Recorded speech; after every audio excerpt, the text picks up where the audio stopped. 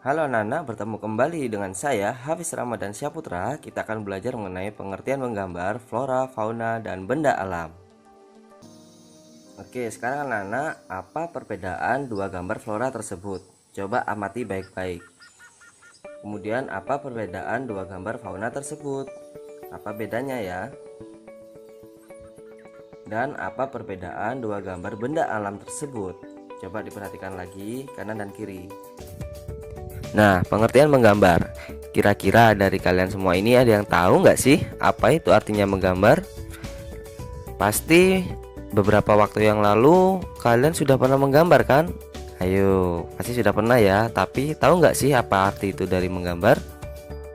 Hmm, Menggambar. Menggambar adalah suatu kegiatan yang dilakukan orang dengan alat dan media tertentu untuk menghasilkan karya seni berupa dua dimensi. Karya seni itu ada yang dua dimensi dan tiga dimensi. Nanti akan kita pelajari lebih detail di pertemuan berikutnya ya. Untuk pengertian menggambar bisa berbeda dari tiap individu. Nah, setiap orang mempunyai atau setiap seniman mempunyai pengertian sendiri-sendiri.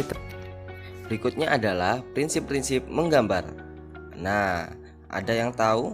Salah satunya adalah proporsi. Siapa yang tahu proporsi? Coba tebak.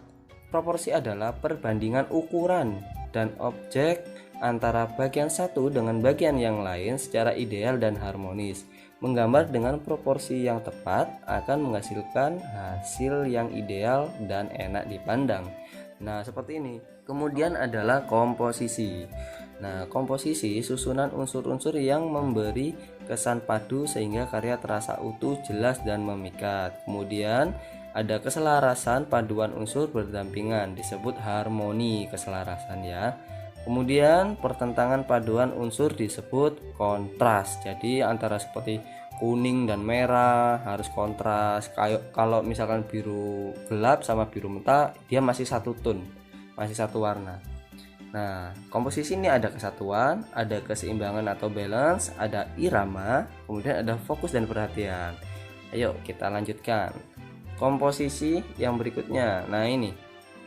Bisa kalian perhatikan ini antara gambar yang kanan dan antara gambar yang kiri. Kesatuan atau unity antar unsur tidak terpisah atau berdiri sendiri. Jadi ada dua. Ini tidak memiliki kesatuan. Kira-kira kenapa? Coba kira-kira kenapa? Kenapa kok bisa dikatakan tidak memiliki kesatuan? Ini loh bersatu. Loh, kalau yang ini memiliki kesatuan, orangnya satu. Nah, jawabannya adalah karena ini tidak memiliki kesatuan karena ada satu objek yang terlihat terpisah dan di sini ada jeda. Ya, ada space atau spasi atau ruang. Nah, seperti ini kan kesatuan, dia satu menyatu dengan yang lain juga. Jadi objeknya juga center di tengah, dilihat juga enak. Nah, ini kalau gambar seperti ini kurang enak menurut saya ya. Nah, berikutnya adalah keseimbangan atau balance, pengaturan unsur agar tidak berat sebelah atau timpang. Coba kalian perhatikan gambar di sini antara gambar kiri dan gambar kanan, gambar hope for future dan dua buah apel di atas ranting. Nah, ini kira-kira ada yang bisa menebakkah mana yang simetri, mana yang asimetri? Kanan atau kiri? Coba yang simetri yang mana? Simetri itu adalah karya atau benda yang penataannya antara kiri dan kanan sama. Kalau asimetri, kebalikannya, dia tidak seimbang antara kiri dan kanan. Coba yang mana? Oke. Yang simetri adalah gambar yang ini. Nah, perhatikan antara komposisi kanan, komposisi kiri, atas, bawah, dan objeknya di tengah. Nah, ini seimbang. Jadi simetri. Kemudian asimetri. Nah, ini kalau kalian perhatikan, dia seperti berat sebelah, yaitu berat di kanan. Nah, ini tidak seimbang. Di sini masih ada ruang kosong. Jadi seperti berat sebelah. Next, irama atau ritme. Pengulangan unsur-unsur rupa. Beberapa jenis irama seperti repetitif, yaitu kesan ditimbulkan dari unsur monoton atau sama. Ya, alternatif kesan gerak muncul karena unsur berseling-seling seperti ini. Kalau kalian gerakan, dia seperti bergelombang. Kalau coba kalian gerakan HP kalian, layar HP kalian atau layar laptop kalian, gerakan video ini, lihat video ini, dia seperti bergelombang. Oke. Kemudian ada progresif, yaitu kesan gerak muncul dari pelabuhan besar menjadi kecil, tebal, dan tipis. Nah ini seperti gerak ombak, tiupan angin di layarnya. Nah seperti gambarnya ini sedang gerak seperti itu. Kemudian fokus perhatian atau center of interest. Nah, terdapat satu bagian yang lebih menonjol agar tema utama jelas terlihat. Nah, ini tema utamanya jelas menonjolnya yang mana. Nah, dari gambar ini kan ada center of interestnya. Jadi dia akan berpusat di mana. Yang lain ini sedang berdiskusi, yang ini juga sedang berdiskusi, tapi ada satu orang yang sendirian. Ini adalah karya Leonardo da Vinci. Judulnya The Last Supper. Kemudian ruang. Nah, ruang mengacu pada luas bidang gambar bersifat maya diperoleh melalui kesan penggambaran. Kedalaman ruang disebut dengan perspektif. Coba kalian perhatikan ini. Kelihatan kan kalau ada ruang. Kalau kalian mengarsir juga seperti itu. Harus tahu mana gelap, mana bagian terang biar kelihatan bervolume. Seperti ini juga. Ini adalah seperti acuan perspektif. Semakin ke sana kelihatan semakin jauh. Jadi kalau kalian menggambar, upayakan kalian berimajinasi, memikirkan, oh kalau gambar yang paling ujung itu semakin besar menyempit atau semakin melebar atau semakin membesar. Nah, seperti ini harus kalian pertimbangkan. Garis, nah ini garis titik lenyap perspektif. Ya, satu titik lenyap. Nah, dia berpusat di sini, semakin kecil. Oke, lanjut. Yaitu tentang efek gelap dan terang. Gelap terang yang seperti saya jelaskan. Mana bagian posisi belakang paling pekat, ini adalah bagian gelap.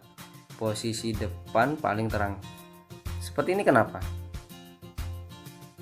Seperti ini kenapa? Kenapa kok di sini terang, kenapa di sini gelap? Nah, nanti ada soal ujian seperti ini loh ya. Kenapa penyebabnya? Kalian harus bisa membayangkan. Oke. Jadi, ibarat di sini adalah matahari atau lampu ya. Jadi cahaya pasti akan muncul dari sini. Nah, arah yang lainnya pasti akan lebih gelap apa terang? Lebih gelap. Bila diperhatikan, arsiran yang paling pekat terasa berada pada posisi paling belakang atau ujung, sedangkan arsiran tipis atau terang berada pada posisi paling depan. Nah, hal ini berfungsi untuk menggambarkan benda menjadi kesan 3 dimensi, kesan ruang atau kedalaman, dan memberi perbedaan kontras. Perbedaan kontras seperti ini ya. Jadi kalau di instruksi tolong gambarnya itu dikontraskan lagi, kurang kontras, jadi kurang kelihatan kedalaman dan dimensinya. Layout, yaitu letak objek gambar dengan keseluruhan bidang gambar. Prinsip layout diperlukan dalam menentukan tata letak atau posisi objek gambar. Di sini Pak Rama mengambil satu gambar. Tapi coba kalian perhatikan, kira-kira enakan yang mana? Dan gambar ini harusnya yang mana yang benar, yang enak? Mana juga yang potret dan yang landscape? Ini potret atau landscape? Yang kiri bawah atau yang kanan atas ini? Yang landscape. Yang landscape yang mana? Yang kanan atau yang kiri?